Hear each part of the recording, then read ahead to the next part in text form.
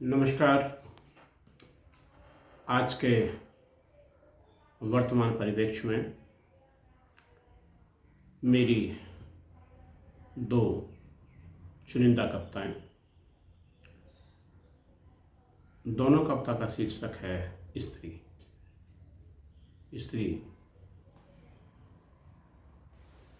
देखें कि हमेशा चर्चा के केंद्र में स्त्री ही तुम्हारी नज़र में रहती है। हमेशा चर्चा के केंद्र में स्त्री ही तुम्हारी नज़र में रहती है। जब तुम बार करते हो अपनी मानसिकता से अपने विरोधियों पर, तभी तुम्हारी चर्चा के केंद्र बिंदु के रूप में स्त्री हथियार के रूप में खड़ी हो जाती है। जब तुम वार करते हो अपनी मानसिकता से अपने विरोधियों पर, तभी तुम्हारी चर्चा के केंद्र बिंदु के रूप में स्त्री हथियार के रूप में खड़ी हो जाती है और तुम बना लेते हो अपने बचाव के रूप में उसे हथियार, और तुम बना लेते हो अपने बचाव के रूप में उसे हथियार। किसी की छवि के साथ तुम्हारा अंतिम हथियार होता है तुम्हारे हाथ में स्त्री।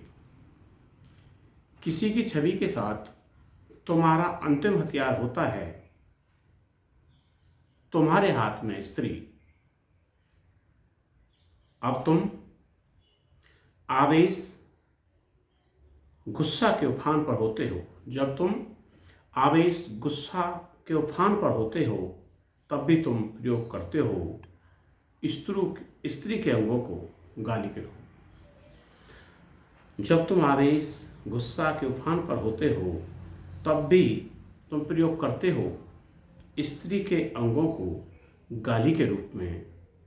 तुम फिर निकाल कर अपनी भड़ास करके स्त्रीवाचक प्रतिबंधित शब्दों का प्रयोग हो जाते हो एकदम शांत। फिर तुम निकाल कर अपनी भड़ास करके स्त्रीवाचक प्रतिबंधित शब्दों का प्रयोग हो जाते हो एकदम शांत, जैसे प्रयोग के बाद तुमने कर लिया हो, जैसे प्रयोग के बाद तुमने कर लिया हो कोई किला फतह, जैसे प्रयोग के बाद तुमने कर लिया हो कोई किला फतह। आखिर सवाल यह पैदा होता है, तुम्हारे हिस्से की शिकार यह स्त्री ही क्यों बने? आखिर सवाल पैदा होता है, तुम्हारे हिस्से की शिकार यह स्त्री ही क्यों बने? तुम अपनी सारी शांति स्त्री के साथ के बाद ही क्यों उतार देते हो? तुम अपनी सारी शांति स्त्री के साथ के बाद ही क्यों उतार देते हो? दूसरी तरफ तुम भूल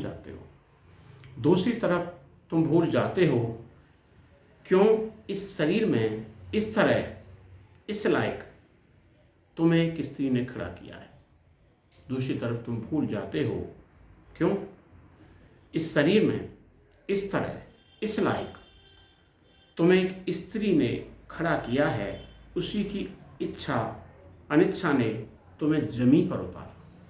उसी की इच्छा अनिच्छा ने तुम्हें जमीन पर उतारा, और समय आने पर तुम उसी औरत को बकसते देर नहीं करते।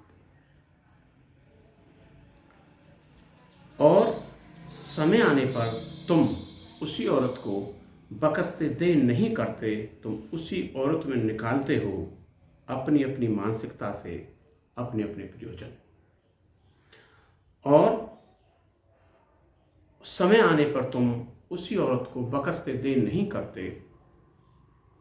तुम उसी औरत में निकालते हो अपनी अपनी मानसिकता से अपने अपने प्रयोजन, अपने अपने अधिकार, अपनी अपनी भड़ास, और वह औरत सब कुछ जानते हुए भी चुपचाप सह जाती है हमेशा की तरह।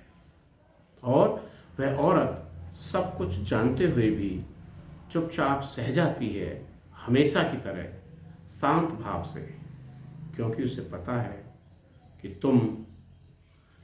पता है तुम किसी औरत के कण हो, और वह औरत सब कुछ जानते हुए भी चुपचाप सह जाती है, हमेशा की तरह शांत भाव से, क्योंकि उसे पता है कि तुम किसी औरत के कण हो। परंतु अफसोस, तुम्हें नहीं पता या तुम नहीं जानना चाहते कि तुम किसी औरत के कण हो। दोनों में बस यही अंतर है, पैदा करने वाली, पैदा होने वाली। पैदा करने वाली औरत माफ़ कर सकती है तुम्हारी करोड़ों गलतियां बार बार। पैदा करने वाली औरत माफ़ कर सकती है तुम्हारी करोड़ों गलतियां बार बार, और तुम उससे पैदा होने के बाद भी उसी औरत को कर देते हो अपनी जुबान से निवस्त।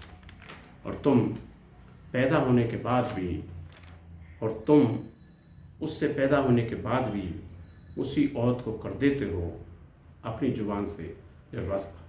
धन्यवाद। नमस्कार।